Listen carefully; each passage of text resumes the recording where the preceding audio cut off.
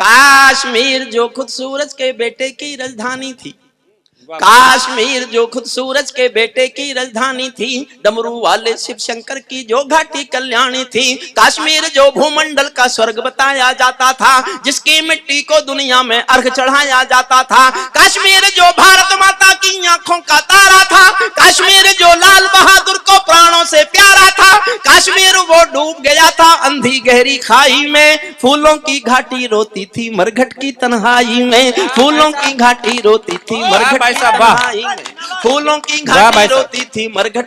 साहब आप जिस मन से सुन रहे हैं, प्रारंभ से अब तक मैंने जितना कर देखा, ग्रामीण अंचल है, कोई महानगर नहीं है, लेकिन जिस मन से आप सब सुन रहे हैं, एक बात और कह के जा रहा हूं वरना बोझ रहेगा मेरे मन पर। मैं 30 साल लाल किले गया हूं कविता सुनाने, 30 साल, लेकिन जिस मन से आपने मेरे सब छोटे भाई बहनों को सुना है, मेरा मन करता है मैं कहूं संजीव भ्रमर तुम्हारे इस कवि सम्मेलन पर, मैं 30 साल के लाल किले के 30 कवि सम्मेलन एक कवि सम्मेलन पर न्योछावर करने की घोषणा करता हूं। वाह भाई साहब, वाह वाह वाह। संजीव को और फक्कड़ भाई को इसलिए बधाई दीजिए कि उन्होंने ग्रामीण अंचल में कविता का संस्कार जिंदा रखा।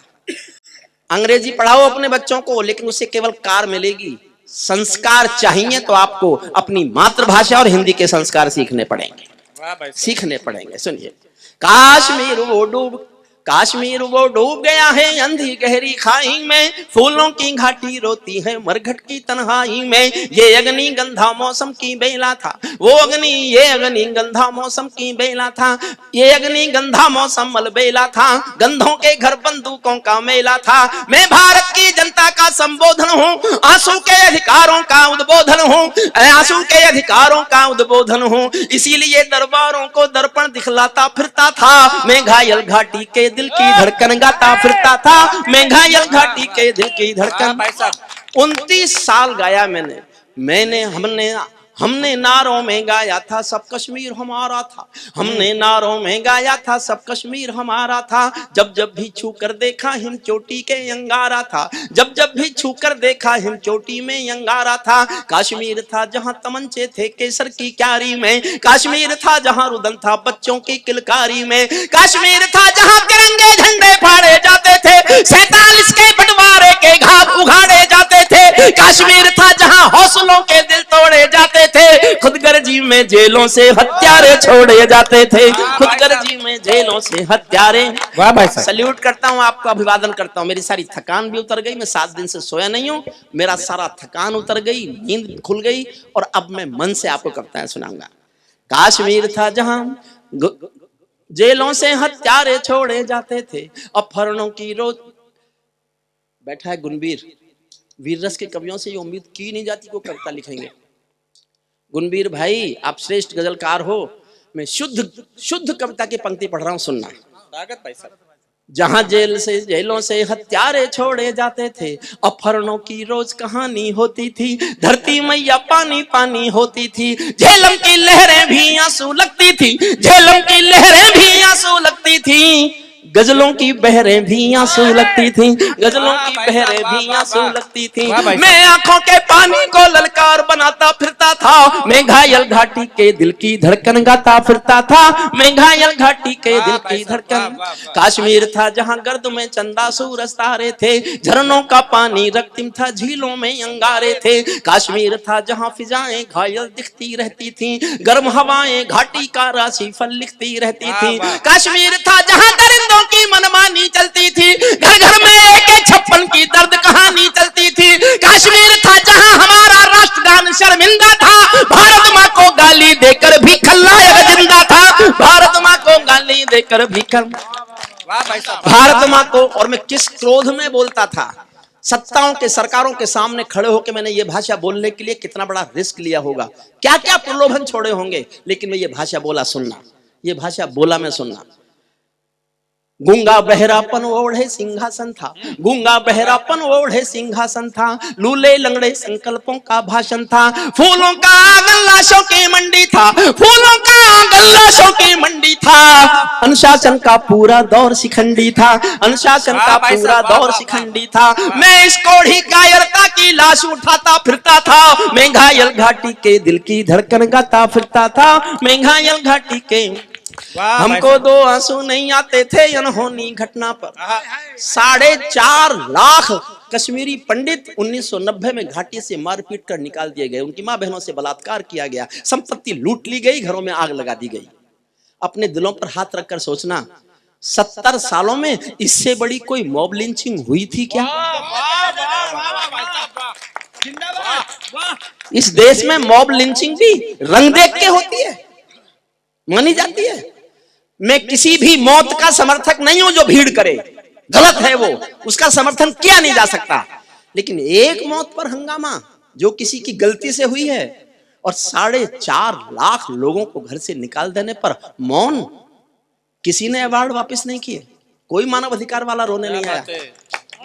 वाह वाह, मैं उस दिन से रो रहा हूं, उस दिन से चीख रहा हूं। सुनना, हमको दो आंसू नहीं आते थे अनहोनी घटना पर, थोड़ी सी चर्चा होती थी बहुत बड़ी दुर्घटना पर, राजमहल को शर्म नहीं थी घायल होती छाती पर, भारत मुर्दाबाद लिखा था श्रीनगर की छाती पर, भारत मुर्दाबाद लिखा था श्रीनगर की छाती पर, मन करता था फूल चढ़ा दूं लोकतंत्र की अर्थी पर, भारत के बेटे शरणार्थी हो गए अपनी धरती पर, भारत के बेटे शरणार्थी हो गए, भारत के बेटे शरणार्थी हो गए अपनी धरती पर, वे घाटी से खेल रहे थे गैरों के बलबूतों पर, जिनकी नाक टिकी रहती थी पाकिस्तानी जूतों पर, कश्मीर को बंटवारे का धंधा बना रहे थे वे, जुगनू को बैसाखी देकर चंदा बना रहे थे वे, फिर भी खून सने हाथों को न्योता था दरबारों का, जैसे सूरज की किरणों पर कर्जा हो अंधियारों का, जैसे सूरज की किरणों पर कर्जा हो अंधियारों का, कुर्सी भूखी थी नोटों के थैलों की।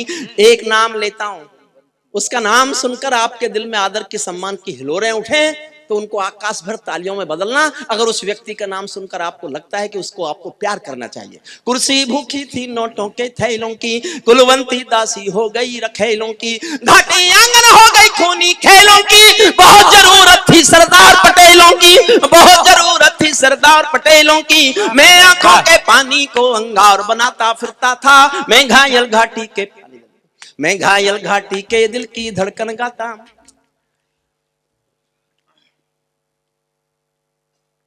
अब एक छंद जोश में पढ़ूंगा, बहुत जोश में। मैं 3 दिन पहले बंगलौर था, मेरे मुंह से निकल गया कि मैं जोश में पढ़ूंगा, लेकिन मैं चाहता हूं जनता मुझसे भी ज्यादा जोश में आके सुने। ऐसे निकल गया मेरे मुंह से। फिर मेरे मुंह से यह निकल गया कि मैं यहां से हार के जाना चाहता हूं। आप मुझसे ज्यादा जोश में सुन लेना, मेरी हार हो जाएगी और यही मेरी जीत है, यही मुझे मिलने वाला आपका इनाम है।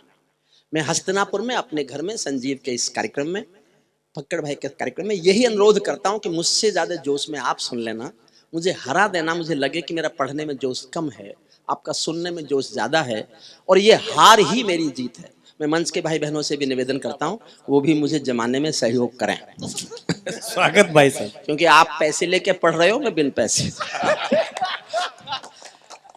और मुझे आज पहली बार पता चल रहा है कि बिन पैसे पढ़ो तो लोग ज्यादा सुनते हैं। भाई साहब जोश में आए पूरा सदन। हुजूर कहां जा रहे हैं? इसे कहते हैं जोश। बिना पढ़े आ गए जोश में। मन से सुनिए, अच्छा लगे तो। मैं जोश में पढ़ूंगा, आप जोश में सुनेंगे, और आप सुनेंगे, मैं दावा करता हूं। जब चौराहों पर हत्यारे महिमा मंडित होते हों, जब चौराहों पर हत्यारे महिमा मंडित होते हों, जब चौराहों पर हत्यारे महिमा मंडित होते हों, भारत मां की मर्यादा के मंजर मंडित होते हों, जब कच्छ भारत के नारे हों गुलबर्गा की गलियों में, शिमला समझौता जलता हो बंदूकों की नलियों में, तो केवल आवश्यकता थी हिम्मत की, खुददारी की। 56 इंची सीने से ही आशा थी दमदारी की, 56 इंची सीने। वाह भाई साहब, वाह वाह वाह। मैं हारा और आप जीते साहब, यही मेरा इनाम है, यही मेरा पुरस्कार है। लेकिन जो जी साहब, अरे बैठिए साहब, इसकी टाइम बर्बाद होगा, इतनी देर में तो मैं 2 लाइन और पढ़ दूंगा। आप अभी आ रहे हैं? आइए, मैं पहला कवि हूं साहब। जगह ये नहीं थी तालियों की, जल्दी कर गए आप। जो मुझे कहना था वो आ गए, इसलिए फिर उसी जोश में लौटना। फिर पढ़ता हूँ, जब चौराहों पर हत्यारे महिमा मंडित होते हों, भारत माँ की मर्यादा के मंजर खंडित होते हों, जब कच्छ भारत के नारे हों गुलमर्गा की गलियों में, शिमला समझौता जलता हो बंदूकों की नलियों में, तो केवल आवश्यकता थी हिम्मत की खुददारी की, केवल तो केवल आवश्यकता थी हिम्मत की खुददारी की, 56 इंची सीने से ही आशा थी दमदारी की, संविधान को बदल दिया है घाटी गैर नहीं होगी, जहां तिरंगा नहीं मिलेगा उनकी खैर नहीं होगी, जहां तिरंगा नहीं मिलेगा, वाह भाई साहब, जहां तिरंगा नहीं मिलेगा उनकी खैर नहीं होगी, जिनको भारत की धरती ना भाती हो, भारत के झंडों से बदबू आती हो, जिन लोगों ने मां का आंचल फाड़ा हो, दूध भरे सीने में चाकू गाड़ा हो, मैं उनको चौराहों पर फांसी चढ़वाता फिरता था, मैं घायल घाटी के दिल की धड़कन गाता। अंतिम छंद सुनना, अंतिम छंद सुनाता हूं, अंतिम छंद। वो अभी भी समझ नहीं रहा, कभी कहता मेरे पास पटाखे हैं। अच्छा, एक मोटी सी बात उसके समझ में क्यों नहीं आती, वो धमकी किसको दे रहा है? एटम बम है मेरे पास, एटम बम, चल मान लिया है तेरे पास, और वैज्ञानिक ये बताते हैं कि अगर दोनों देशों ने एटॉमिक वार की तो 25-25 करोड़ लोग मरेंगे। मैं गंगा के किनारे दुखी मन से कह रहा हूं, हम तैयार हैं, 25 करोड़ मरने को तैयार हैं। अगर तेरे 25 करोड़ मर गए तो रेगिस्तान है ना पाकिस्तान, तो खत्म हो जाएगा ना। अगर उसमें इतना भी ज्ञान नहीं है, हमारा क्या बिगड़ रहा है? हम तो वैसी जनसंख्या कानून के लिए परेशान है। उस रैली में फंसा मैं आज, उस रैली में फंसा। अगर मेरा वश चले, मैं तानाशाह हूं, तो 5 साल तक हिंदुस्तान में एक भी व्हीकल नहीं बनना चाहिए और एक भी बच्चा नहीं पैदा होना चाहिए। 5 साल तक बच्चे ही नहीं, व्हीकल भी। शोर मचा रहे हैं, ऑटो में बड़ी मंदी आ गई, ऑटो में बड़ी मंदी आ गई। इन गधों को ये नहीं पता कि जब 2 साल बाद इलेक्ट्रिक कार आने वाली हैं, तुम क्यों बनाए जा रहे हो डीजल की कारें? कौन खरीदेगा इनको? बेवकूफ समझते हो लोगों को, और फिर कहते हो मंदी आ गई, हमारी कार नहीं बिक रही। क्यों बिके तुम्हारी कार? 2 साल बाद इलेक्ट्रिक आएंगे, वो खरीदेंगे। हमारी ले जाओ तुम उठा के। सुनिए, अंतिम छंद सुनिए। अमरनाथ को गाली दी थी, भीख मिले हथियारों ने, अमरनाथ को गाली दी थी, भीख मिले हथियारों ने, चांद सितारे टांग लिए थे, खून लिपि दीवारों ने, इसीलिए नाकाम रही थी कोशिश सभी उजालों की, क्योंकि ये सब कठपुतली थी रावलपिंडी वालों की। अंतिम एक चुनौती दे दो सीमा पार पड़ोसी को, गीदड़ कायर खाना समझे सिंहों की खामोशी को। हमको अपने खट्टे मीठे बोल बदलना आता है, हमको अब भी दुनिया का भूगोल बदलना आता है, हमको अब भी दुनिया का भूगोल बदलना आता है। दुनिया के सरपंच हमारे थानेदार नहीं लगते, भारत के प्रभुसत्ता के को ठेकेदार नहीं लगते, तीर हमारे तनी कमानों वाले जब भी छोड़ेंगे, जैसे ढाका तोड़ दिया लाहौर कराची तोड़ेंगे, जैसे ढाका तोड़ दिया। क्या डरना अमेरिका की बाधाओं से, आंख मिलाओ दुनिया के दादाओं से, दिल्ली वालों भारत को बलवान करो, 5 नहीं 100 एटम बम निर्माण करो, 5 नहीं 100 एटम। अब मैं एक और कविता सुनाता हूं। जो मैं अब कविता सुना रहा हूं, मैंने बहुत गुस्से में लिखी। गुस्से में इसलिए लिखी कि ये अब भी डरता क्यों नहीं है। एयर स्ट्राइक हमने कर ली, सर्जिकल स्ट्राइक हमने कर ली, 370 हमने हटा दी, 35 से हमने हटा दी, सब कुछ कर लिया, फिर भी नहीं डरता। दुनिया में कोई उसके साथ नहीं है, टर्की और मलेशिया को छोड़कर। चीन भी नहीं है, चीन भी नहीं है, पर वो मौका परस्त है। उसने बहुत जमीन ले रखी है वहां पीओके में, एक कॉरिडोर बना रखा है। वो उसकी वजह से कभी कभी उसको बहका देता है कि हाँ तू ठीक है। 2 मुल्क दुनिया में केवल उसके साथ आए, 202 देशों में केवल मलेशिया और टर्की, और कोई भी मुल्क उसके साथ नहीं है। ये हमारी कूटनीतिक विजय है, और ये मान लेना चाहिए साहब। मैं राजनीति पे कभी बोलता नहीं हूँ, किसी की तारीफ करता नहीं हूँ, लेकिन मोदी जी जिस दिन हिंदुस्तान से विदेश यात्रा पर गए थे, आखिरी यात्रा पर, उस दिन वो हिंदुस्तान के बड़े नेता थे, लेकिन जिस दिन वो लौटकर भारत की धरती पर आए, वो विश्व के बड़े नेता बनकर आए। इस बात को स्वीकार दुनिया के इतिहास में एक यात्रा ने किसी एक आदमी के कद को इस तरह से विस्तारित किया हो, ऐसा इतिहास मैंने तो नहीं पढ़ा, मैंने तो नहीं पढ़ा। मौका ही नहीं देता खिलाफ लिखने का। सबसे ज्यादा नुकसान में तो मैं हूं। अपन तो सरकार की बुराई करके ताली बजवा लेते थे, मौका ही नहीं। जब आए थे तो कहा था देखने लिखने नहीं दूं खिलाफ, और मैं कई बार कोशिश करता हूँ, जो भी कहता हूँ ये होना चाहिए वही कर देता है। मैंने नोटबंदी के लिए कविता लिखी, कर दी। 3 साल पहले मैंने लिखी थी, 1913 में मैंने कविता लिखी, 16 में नोटबंदी हुई। मैंने फूड सिक्योरिटी एक्ट बनवाया, मैंने भूख पर कविता लिखी, संसद में फूड सिक्योरिटी एक्ट आया। फूड सिक्योरिटी मैंने 370 पर कविता लिखी, हटा दी अगले ने। मैं जनसंख्या पर लिखना सोच रहा हूं, उससे पहले बना देगा कानून। मौका ही नहीं देता, वरना तो सरकारों के खिलाफ कविता लिखना हमारा फर्ज है, हमारा धर्म है। कविताएं सरकारों के समर्थन में होती नहीं है कभी। जब जब कविताएं सरकारों के समर्थन में आएंगी, या तो कविता मर जाएंगी या सरकार गिर जाएंगी। मैंने तो जीवन में लिखा नहीं कभी। मैं 40 साल से हिंदुस्तान की हर सरकार का स्थायी विपक्ष हूँ। बस मैंने एक कविता लिखी पक्ष में, जब अटल बिहारी वाजपेयी जी ने परमाणु विस्फोट किए तो मेरे से रहा नहीं गया, मैंने उनके समर्थन में कविता लिख मारी और उन्हीं को जा सुनाई। बड़े खुश हुए, बोले बहुत अच्छी कविता लिखी है। मैंने कहा जी 2 बातें होंगी, या तो मेरी कविता बचेगी या आपकी सरकार। हाँ भाई और साहब। इतिहास में लिखा है कविता बची, सरकार गिरी।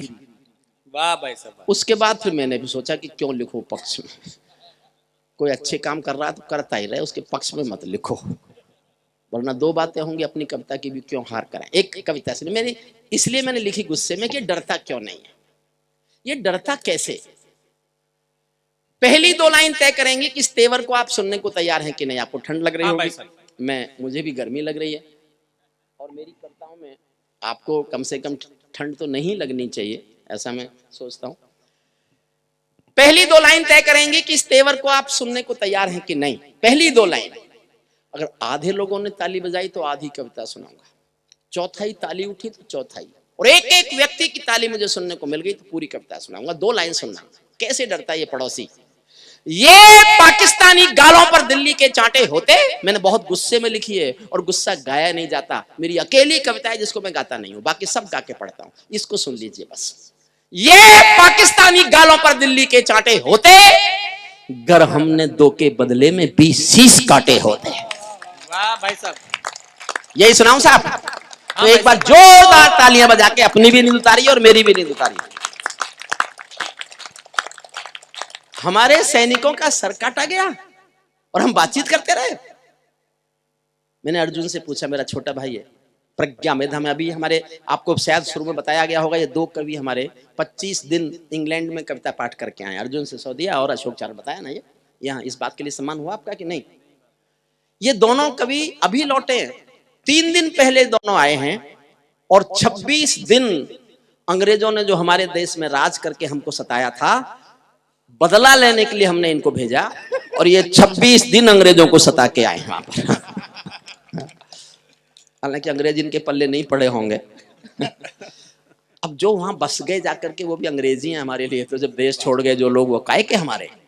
लेकिन इन दोनों कवियों का हम स्वागत करते हैं हस्तिनापुर की धरती पर। दोनों ओज के श्रेष्ठ स्वर 26 दिन इंग्लैंड की धरती पर इन्होंने कविता पाठ किया। भारत सरकार की ओर से भेजे गए थे। 8 कवियों का डेपुटेशन था, 8 कवियों का प्रतिनिधिमंडल था, जिसमें ये 2 कवि हमारे थे। संजीव भाई ने जिन 2 कवियों को बुला करके, आपके 2 अतिरिक्त शॉल लगते, इन दोनों का स्वागत होना चाहिए था।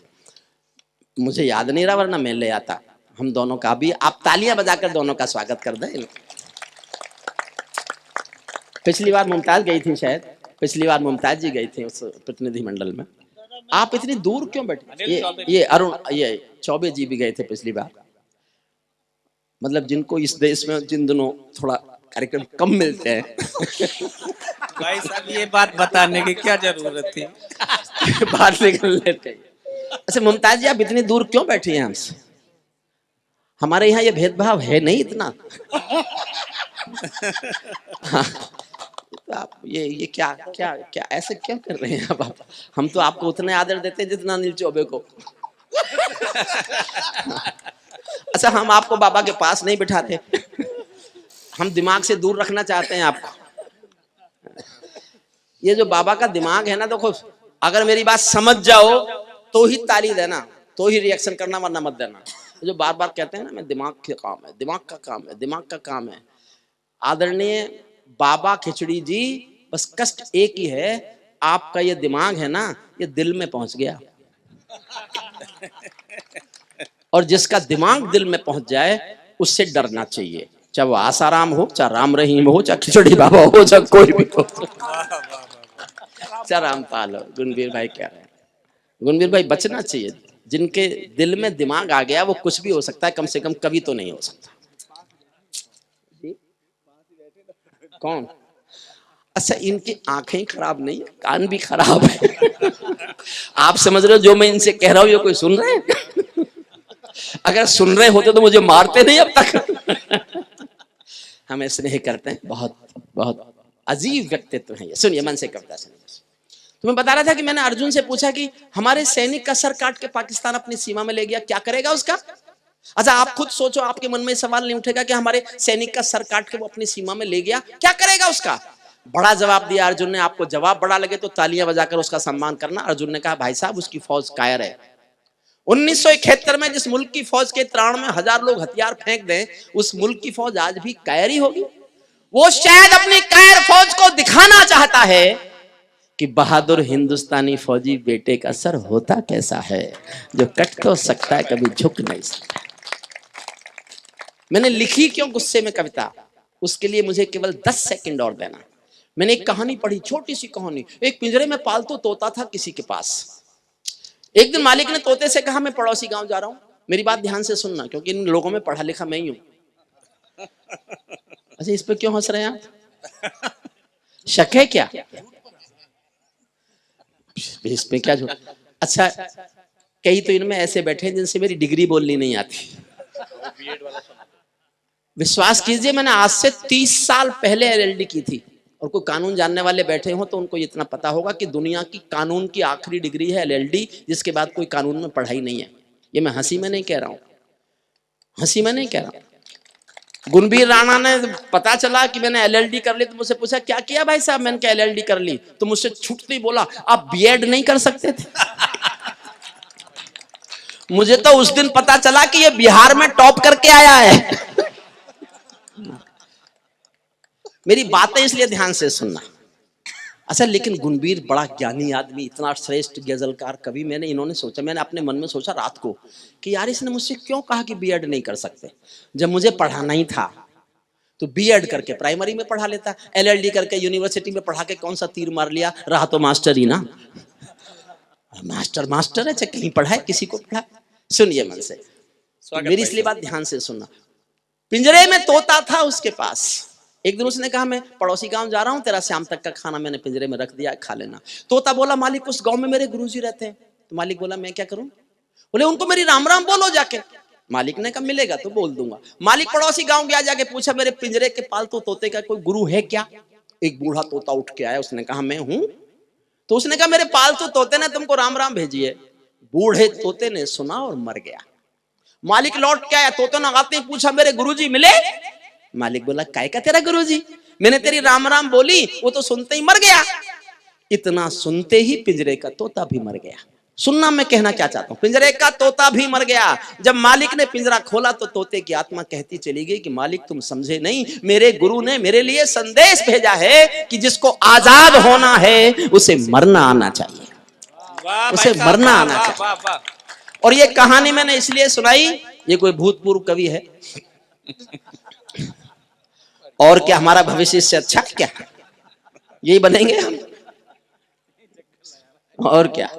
यही चक्कर लगा रहा। सुनहरी लाल तुरंत जी, चंदा मामा दूर के सुनाई थी, प्लॉट कोटे थे, प्लॉट नहीं काटे इन्होंने चंदा पे, आज प्लॉट नहीं काटे आज इन्होंने। चलिए तो मैंने इसलिए एक कहानी सुनाई आपको। हम 1947 में आजाद हुए, लेकिन दिल पर हाथ रखकर सोचो क्या उसके बाद हम कभी एक साथ मरने को तैयार हुए? पहली बार 5 अगस्त को संसद में एक साथ मरने की तैयारी की गई है। और ये देश के जीने का रास्ता है, ये जीने का रास्ता है। हम जिस दिन एक साथ मरने को तैयार हो जाएंगे हमको जीना आ जाएगा। इस कोशिश में कविता सुनिए। ये आतंकों के गालों पर दिल्ली के चाटे होते, गर हमने 2 के बदले में 20 शीश काटे होते। बार बार दुनिया के आगे हम ना शर्मिंदा होते और हमारे सारे सैनिक सीमा पर जिंदा हो। वाह भाई साहब वाह। ये कैसा परिवर्तन है खुददारी के आचरणों में। सेना का सम्मान पड़ा है चरमपंथ के चरणों में। किसका खून नहीं खोलेगा सुन पढ़कर अखबारों में। सिंहों की गर्दन कटवा दी चूहों के दरबारों में, सिंहों की गर्दन कटवा दी चूहों के दरबारों में। बार बार की गद्दारी को भारत क्यों सह जाता है? और जो मैंने लिखा है वो ही आपके दिलों में हो तो सारा सदन की ताली सुनना चाहता हूं। बार बार की गद्दारी को भारत क्यों सह जाता है?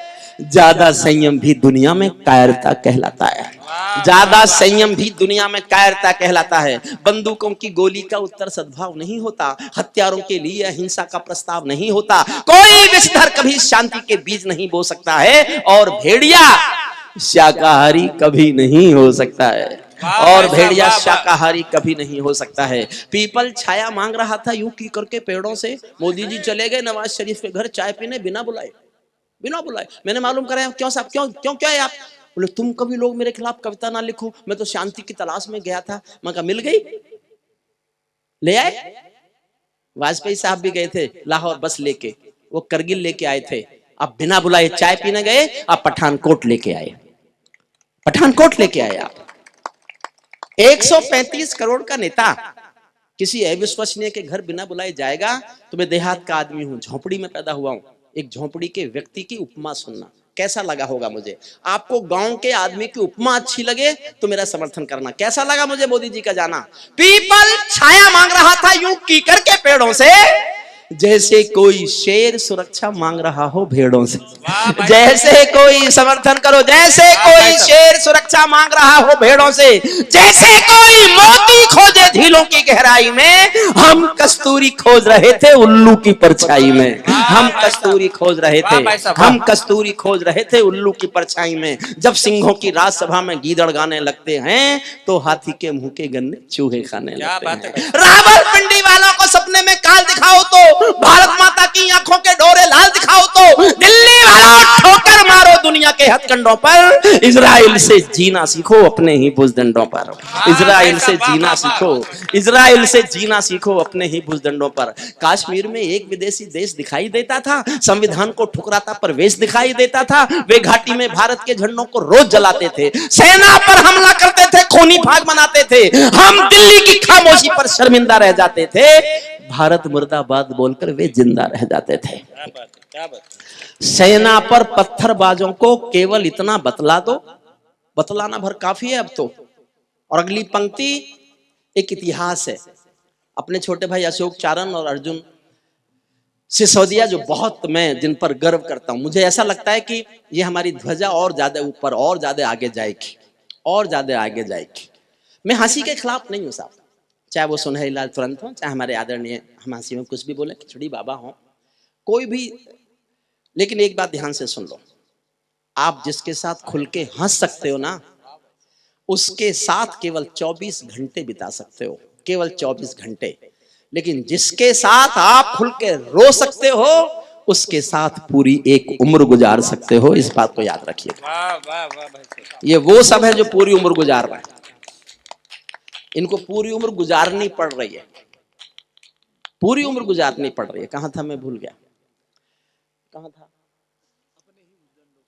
हाँ, सेना पर पत्थरबाजों को केवल इतना समझा दो, ये गांधी के गाल नहीं है, उनको इतना बतला दो।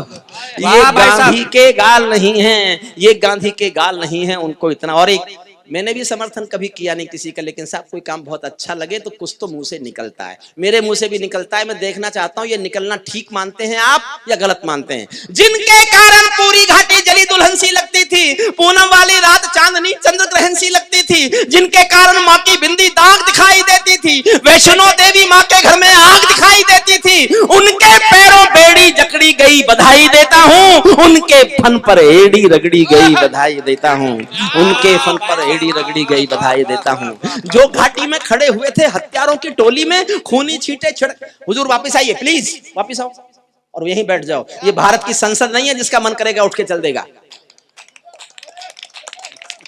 ये अदब की महफिल है हस्तिनापुर की। संजीव जानते हो कितनी मेहनत करता है पूरे साल।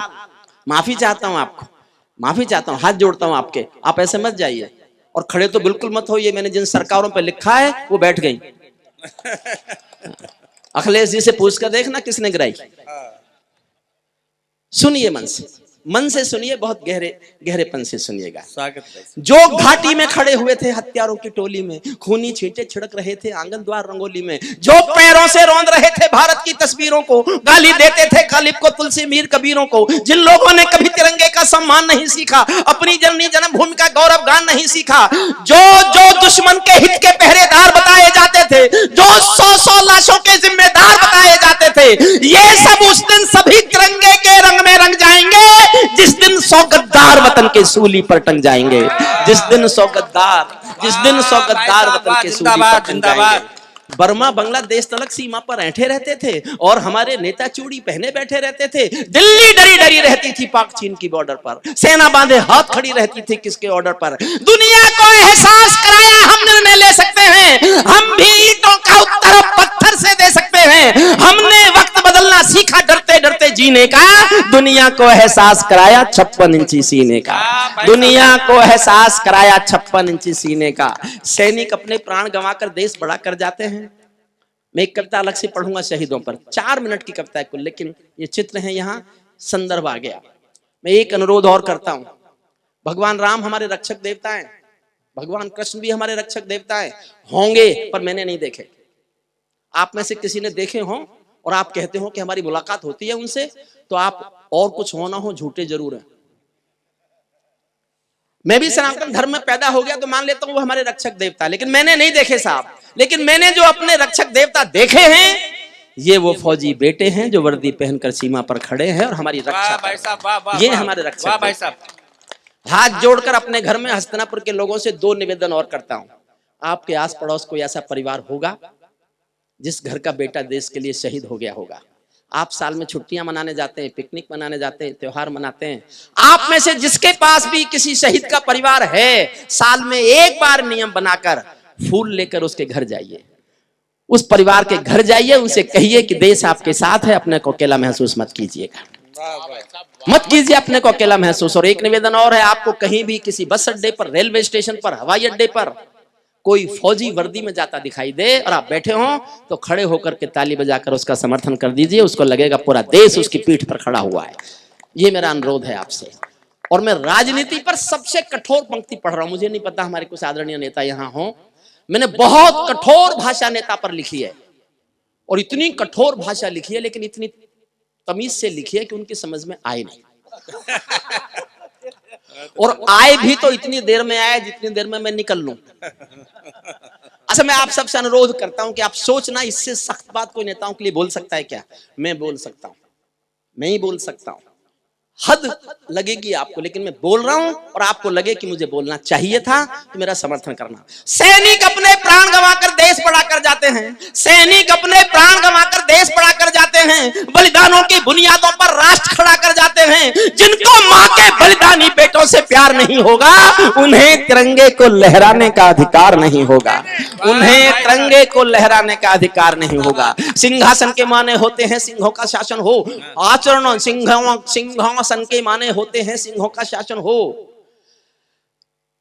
राजमहल के आचरणों की गंध हवा में जाती है, राजा कायर हो तो बिल्ली सिंहों को धमकाती है, राजा कायर हो तो बिल्ली सिंहों को धमकाती है। भारत एक अखंड राष्ट्र है, सवा अरब की ताकत है, कोई हम पर आंख उठा ले किसकी भला हिमाकत है। धरती अंबर और समंदर को ये भाषा समझा दो, दुनिया के हर पंच सिकंदर को ये भाषा समझा दो। अब खंडित भारत माँ की तस्वीर नहीं होने वाली, कश्मीर किसी के अब्बा की जागीर नहीं होने वाली।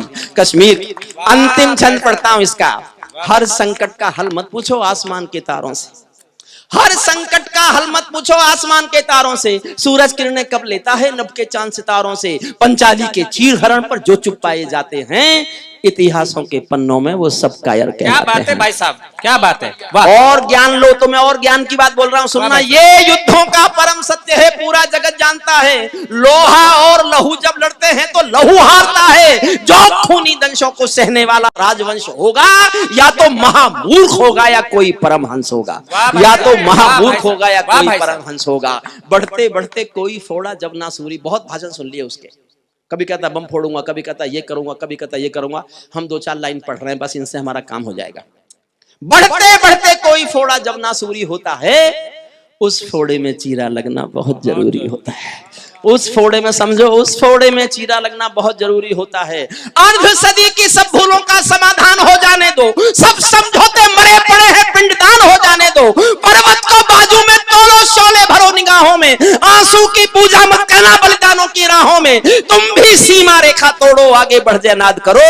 48 में खोया था जो कश्मीर आजाद करो, 48 में खोया था जो कश्मीर आजाद करो। और अर्जुन और अशोक चारण, दो पंक्तियां मैंने लिख दी। स्वागत भाई साहब। अब कोई बुरा माने तो माने, मेरे बारे में कोई आरोप लगाए तो लगाए, मैंने लिख दी तो लिख दी। दो पंक्तियां ध्यान से सुनने। स्वागत भाई। 48 में खोया था जो कश्मीर आजाद करो, पीढ़ी तुमको याद करेंगी कल स्वर्णिम इतिहासों में। हाँ, पीढ़ी तुमको याद करेंगी कल स्वर्णिम इतिहासों में।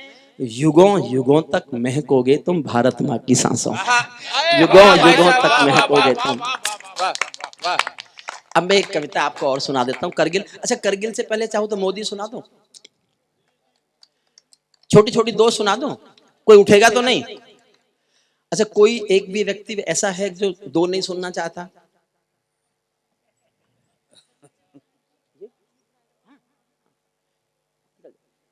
मुमताज जी की फ्लाइट है तो वो जा सकती है।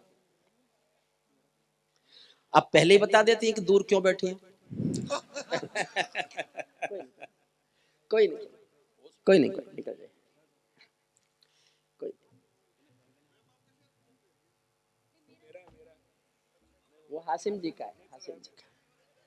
अच्छा बाबा, आप भी जा रहे हैं क्या बाबा?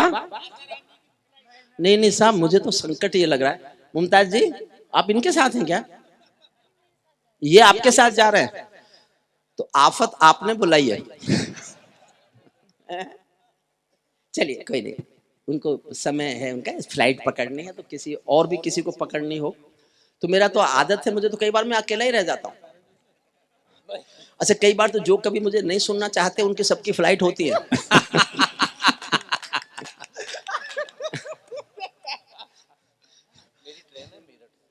इसकी तो मेरठ से ट्रेन है, चिंता में अभी तो कुछ नहीं। अभी तो मैंने कितनी देर पढ़ा है, थोड़ी देर पढ़ा है। मैं 3 मिनट मोदी और 3 मिनट करगिल के शहीदों पर, 8 मिनट आपकी और मांगता हूं बस। एक मोदी जी पर थोड़ा सा तो बोल के क्या हुआ? और अच्छा देखो इनका चलना देखो, आपको लग रहा है ये चश्मा नकली लगा रखा है कि नहीं लगा रखा है? कोई नहीं, निकल। अरे बाबा निकलो ना।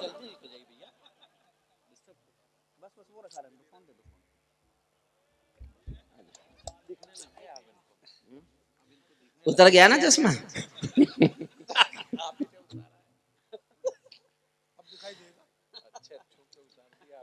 दिखने लगा ना? दिखने लगा। चलो, कितने खुश हैं।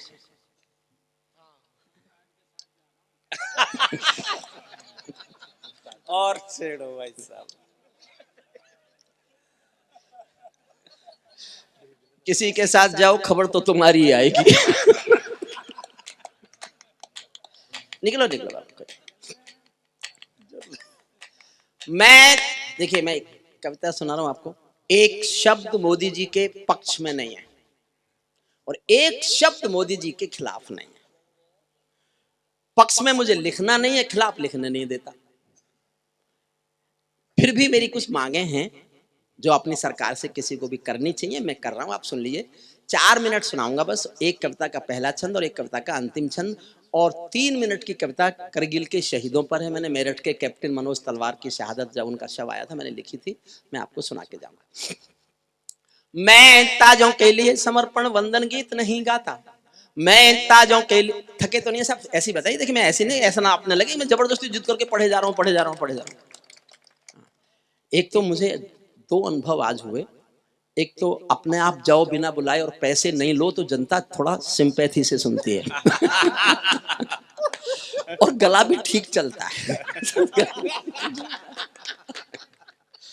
कल से तुम सब लोग ऐसे किया करो जैसे मैंने किया। मैं ताजों के लिए समर्पण वंदन गीत नहीं गाता, दरबारों के लिए कभी अभिनंदन गीत नहीं गाता। कौन भले हो जाऊं लेकिन मौन नहीं हो सकता मैं। चौथी पंक्ति समझना, आपको हरिओम पमार समझ में आ जाएगा। वाह भाई। हरिओम पमार क्या है, एक पंक्ति में समझाता हूं, फिर पढ़ता हूं। मैं ताजों के लिए समर्पण वंदन गीत नहीं गाता, दरबारों के लिए कभी अभिनंदन गीत नहीं गाता। गौन भले हो जाऊं लेकिन मौन नहीं हो सकता मैं, पुत्र मोह में शस्त्र त्याग कर द्रोण नहीं हो सकता मैं। सल्यूट करता हूं आपका, अभिवादन करता हूं साहब, सर झुका के अभिवादन करता हूं। मेरा सचमुच थकान भी उतरी, आना भी सफल हुआ, और आपका ये प्यार, आपका ये स्नेह, आपका ये अपनापन, और संजीव का ये बस कुछ लेना, कुछ मांगेगा तो नहीं, कहाँ है? अच्छा उनको छोड़, अच्छा साहब कुछ लेगा तो नहीं, कोई नहीं। पुत्र मोह में शस्त्र त्याग कर द्रोण नहीं हो सकता मैं, कितने ही पहरे बैठा दो मेरी क्रुद्ध निगाहों पर, मैं दिल्ली से बात करूंगा भीड़ भरे चौराहों पर। मैं गाथा वाचन करता हूँ सिंहासन परिवर्तन की, अच्छे दिन आने वाले हैं नारों के आकर्षण की। कभी किसी भी प्रलोभन में मेरी कलम नहीं बिकती, और किसी भी डर के आगे दिन को रात नहीं लिखती। मैं शब्दों की क्रांति ज्वाल हूँ, वर्तमान को गाऊंगा, जिस दिन मेरी आग बुझेगी मैं उस दिन मर जाऊंगा, जिस दिन मेरी आग बुझेगी मैं उस दिन मर जाऊंगा। सिंहासन वाले पंखों से उड़ता नहीं मिलूंगा मैं, सिंहासन वाले पंखों से उड़ता नहीं मिलूंगा मैं, राजभवन के कालीनों से जुड़ता नहीं मिलूंगा मैं धरती पर इंकलाब के स्वर की एक निशानी हूँ, गाते गाते अंगारा हूँ, लिखते लिखते पानी हूँ, गाते गाते अंगारा हूँ, लिखते लिखते पानी हूँ। सत्ता का आकर्षण मेरी, ये कोई गर्वोक्ति नहीं कर रहा हूं मैं। आप में से जो राजनीति में रुचि रखते होंगे, कुछ लोग जानते होंगे, 14 में चुनाव हुए, टिकट मांगने वाले हजारों थे, मिले हुए टिकट को लौटाने वाला सिर्फ मैं था, सिर्फ मैं। और बाबा रामदेव आज तक मेरे पे जब चाहते ताना मार देते हैं। उनके हिस्से में कुछ टिकट आए होंगे, उन्होंने मदद की थी उस पार्टी की, तो मैं क्यों लड़ूं, मेरे से लड़ना नहीं आता, मुझे राजनीति नहीं आती। मैं 1975 में जयप्रकाश नारायण की आंदोलन की कोख से पैदा हुआ कवि हूं। मैंने 1975 में मीसा भोगा, जेपी मेरे कंधे पर हाथ रखकर भाषण देते थे, लेकिन मुझे राजनीति नहीं आती, मैं राजनीति में नहीं गया। वही गा रहा हूं और आपसे आशीष मांग रहा हूं, सुनना। सत्ता का आकर्षण मेरी भूख नहीं, शाल दुशाला चंदन मेरी भूख नहीं, सरकारी अभिनंदन नहीं चुने मैंने, राजनीति के बंधन नहीं चुने मैंने, पदम पुरस्कारों की चाह नहीं करता, दरबारों की मैं परवाह नहीं करता, कलम सिपाही बनकर जिंदा रहता हूँ, भूखे बच्चों से शर्मिंदा रहता हूँ, भूखे बच्चों से शर्मिंदा रहता हूँ, पगडंडी से लाल किले तक जाता हूँ, झुग्गी झोपड़ियों के आंसू गाता हूँ, झुग्गी झोपड़ियों के आंसू गाता हूँ, दरबारों में कविता का सम्मान नहीं झुकने, लेकिन कवि का दरबारों में मैं कवि का शीश नहीं झुकने दूंगा, कविता का दरबारों से सम्मान नहीं झुकने दूंगा, कविता का दरबारों से संग्राम नहीं रुकने। भारत माँ के घर में नया बसंत दिखाई देता है, वंशवाद की परंपरा का अंत दिखाई देता है, वंशवाद की और सामने जिस दिन समर्थक हुआ, परिचय मेरा 20 साल से, जब वो मुख्यमंत्री भी नहीं बने थे तब से मैं उनके साथ उठता बैठता हूं, लेकिन प्रभावित किस दिन हुआ, एक घटना से प्रभावित हुआ मैं, सुनना।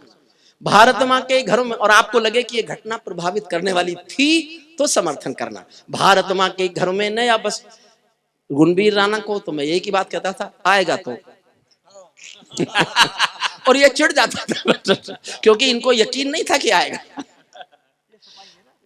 भारत माँ के घर में नया बसंत दिखाई देता है, वंशवाद की परंपरा का अंत दिखाई देता है, तुमने उस दिन परंपरा का सूरज एक उगाया था, तुमने उस दिन परंपरा का सूरज एक उगाया था, जिस दिन तुमने संसद की चौखट पर शीश झुकाया था, जिस दिन तुमने संसद की चौखट पर शीश झुकाया था।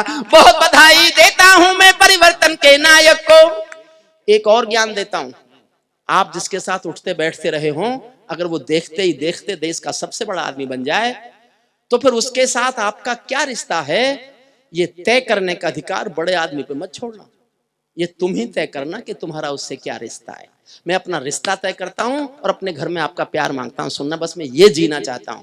तुमने जिस दिन परंपरा का सूरज एक उगाया था, जिस दिन तुमने संसद की चौखट पर शीश झुकाया था, बहुत बधाई दी है मैंने परिवर्तन के नायक को, लेकिन कैसे मर जाने दूंगा आंसू के गायक को। आप विजय के जननायक हो, मैं पीड़ा का गायक हूँ। आप राजपथ के नायक हो, मैं जनपथ का नायक हूँ। आप राजपथ के नायक हो, मैं जनपथ का नायक हूँ। निर्वाचन ने सौंपा है है सम्मान तुम्हारे हाथों में, लोकतंत्र की मां संसद का मान तुम्हारे हाथों में, संविधान के पालन का अरमान तुम्हारे हाथों में, तिलक गोखले गांधी का वरदान तुम्हारे हाथों में, अमर तिरंगे की सौंपी है शान तुम्हारे हाथों में, सौंप दिया है पूरा हिंदुस्तान तुम्हारे हाथों में, सौंप दिया है पूरा हिंदुस्तान।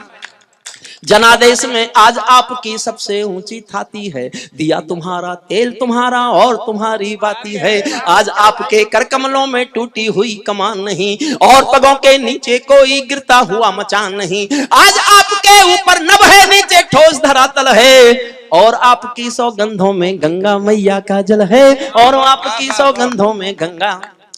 विजय किसी की नहीं, विजय ये परिवर्तन के यश की थी, विजय किसी की नहीं, विजय ये संकल्पों के यश की। और एक पंक्ति समझ जाओ तो ये मेरा सारांश है इस चुनाव के नतीजे का। विजय किसी की नहीं, विजय ये संकल्पों के यश की थी, और पराजय सेना पर शक करने के यश की थी, और पराजय सेना पर शक। मैं छोड़ता हूं इसको, अंतिम छंद सुनाता हूं आपको। देखिए मैं दोनों कविता सुनाना चाहता, अंतिम एक छंद सुन लो। स्वागत भाई। ये सौगंध तुम्हारी है, मैं देश नहीं बिकने दूंगा, देश नहीं मिटने दूंगा, मैं देश नहीं झुकने दूंगा, है मेरा विश्वास कभी सौगंध नहीं तोड़ोगे तुम, भारत माँ की सेवा का अनुबंध नहीं छोड़ोगे तुम, ऐसा कुछ कर जाओ पूरा देश देखता रह जाए, देश नहीं भूमंडल का परवेश देखता रह जाए, देश नहीं भूमंडल का परवेश।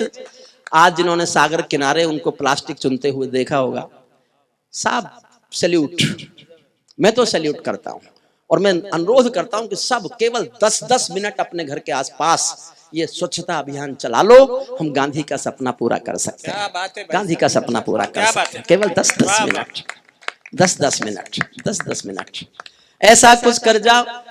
10 लाइन पढ़ रहा हूं, ये मेरी 10 मांग है, वो मैंने हटा दी जो पूरी कर दी, जो अभी पूरी होनी बाकी है वो अभी भी है, अभी भी चिल्ला रहा हूं मैं, ये मांगे पूरी कराने की। मैं तो गाता रहूंगा, करेंगे नहीं करेंगे तो मैं तो गाता रहूंगा, एक एक लाइन में एक एक डिमांड करता हूं, आपको लगे कि ये मांग हमारी पूरी होनी चाहिए तो मेरी एक एक मांग का समर्थन करना। ऐसा कुछ कर जाओ पूरा देश देखता रह जाए, देश नहीं भूमंडल का स्वर्ग, देश नहीं हुजूर बैठ प्लीज, अच्छा कोई बात नहीं, कोई बात नहीं, कोई बात नहीं।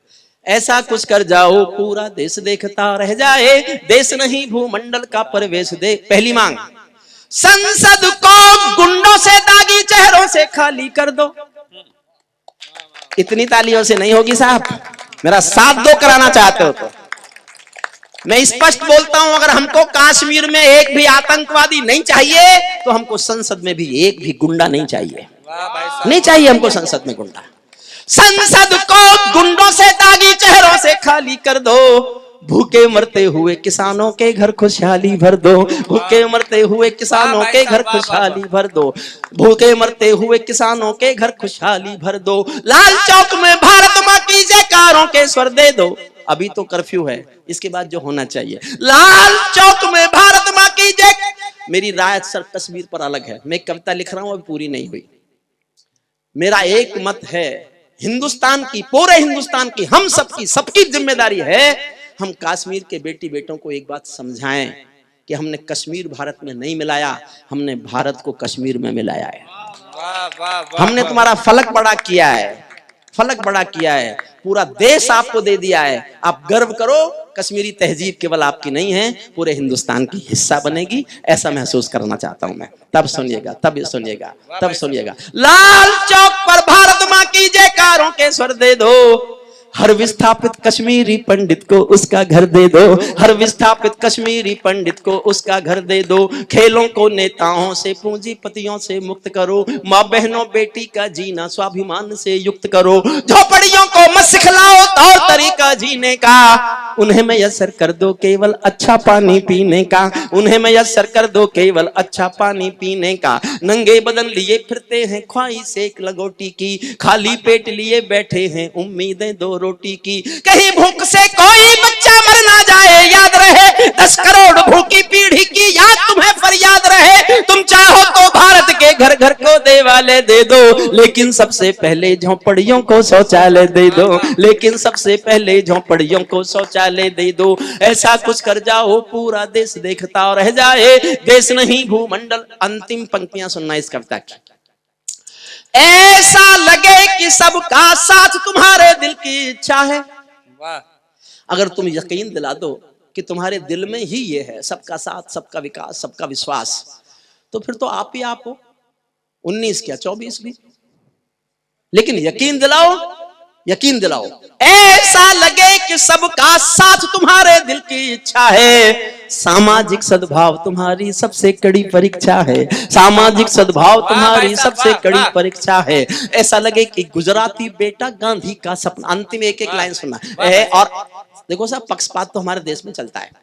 एक पंक्ति का पक्षपात मैंने भी किया है, केवल एक पंक्ति का। बारिश आएगी, मैं जल्दी से पढ़ देता हूं।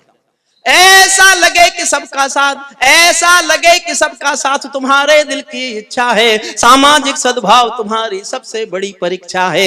ऐसा लगे कि गुजराती बेटा गांधी का सपना है, ऐसा लगे कि भारत का सरपंच हमारा अपना है, ऐसा लगे कि 1.25 अरब की आबादी का दमखम हो, ऐसा लगे कि भारत की सब तहजीबों का संगम हो, ऐसा लगे कि देशद्रोहियों को तुमने ललकार दिया, ऐसा लगे कि भारत मां का हर दुश्मन धिक्कार दिया, ऐसा लगे कि काले धन का पूरा खेल हिल गया है, ऐसा लगे कि दिल्ली को सरदार पटेल मिल गया है, ऐसा लगे कि दिल्ली को सरदार।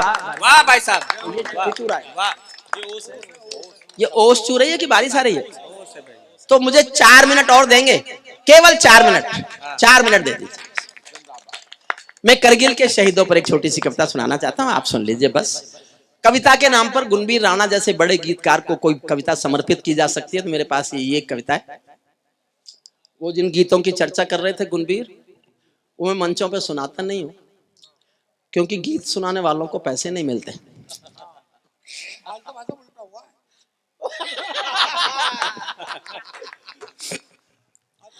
तुम्हें जो मिला, अगर उन्हें पैसे कहते हो तो ये पैसों का अपमान। मुझे मत छेड़ो, देखो घायल सांप ज्यादा खतरनाक होता है।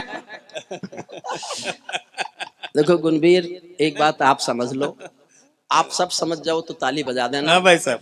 जब अर्जुन ने अपने हथियार पेड़ पर टांगे थे, तो किन्हीं कारणों से हथियार पेड़ पर टांग दिए थे, इसका अर्थ ये नहीं था उनको चलाना भूल गया है। चलाना नहीं भूल। देखिए साहब, हमारे देश की जो संस्कृति है उसकी आत्मा संवेदना है।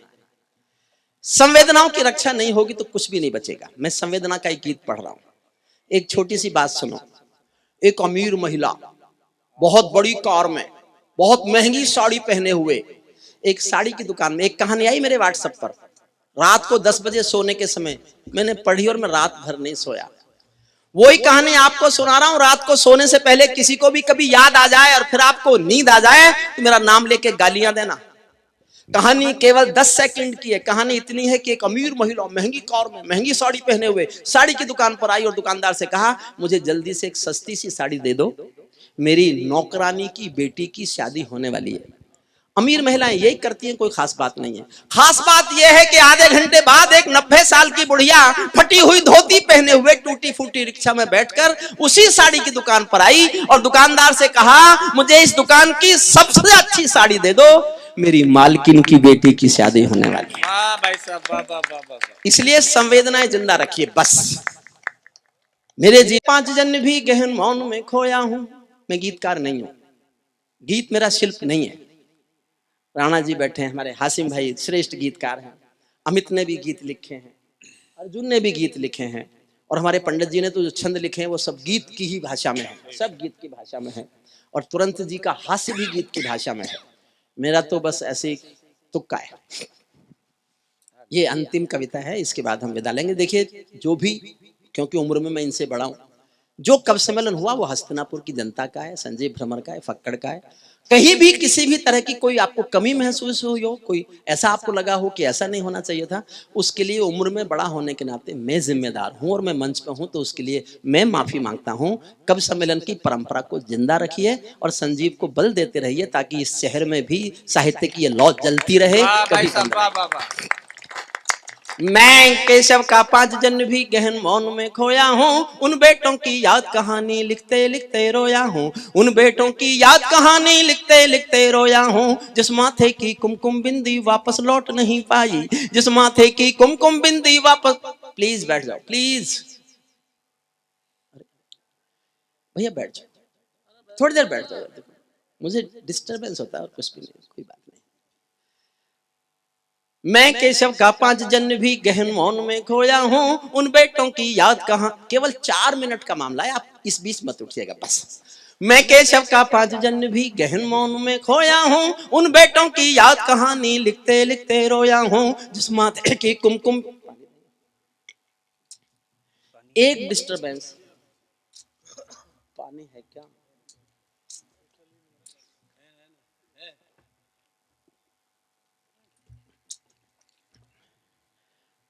फक्कड़ जी आप जगह बदल रहे हैं, हो गया।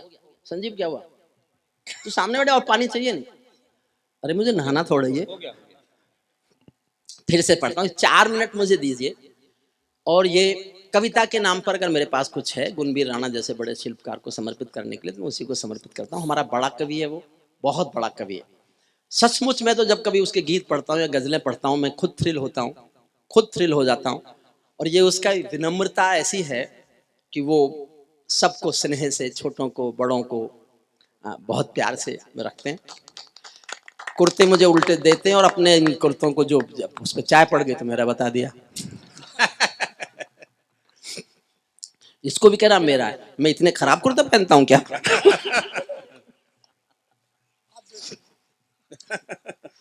मैं केशव का 5 जन्म भी गहन मौन में खोया हूँ, उन बेटों की याद कहानी लिखते लिखते रोया हूँ, जिस माथे की कुमकुम बिंदी वापस लौट नहीं पाई, चुटकी झुमके पायल ले गई कुर्बानी की यमराई, कुछ बहनों की राखी जल गई है बर्फीली घाटी में, वेदी के गठबंधन मिल गए हैं करगिल की माटी में, पर्वत पर कितने सिंदूरी सपने दफन हुए होंगे, 20 बसंतों के मधुमासी जीवन हवन हुए होंगे, टूटी चूड़ी धुला महावर रूठा कंगन हाथों का, कोई मोल नहीं दे सकता बासंती जज्बातों का, कोई मोल नहीं दे सकता। टूटी चूड़ी धुला महावर रूठा कंगन हाथों का, कोई मोल नहीं दे सकता बासंती जज्बातों का, जो पहले पहले चुंबन के बाद लाम पर चला गया। एक पल जीना मेरे साथ, एक पल। जो पहले पहले चुंबन के बाद लाम पर चला गया, नई दुल्हन की से छोड़कर युद्ध काम पर चला गया, उसको भी मीठी नींदों की करवट याद रही होगी,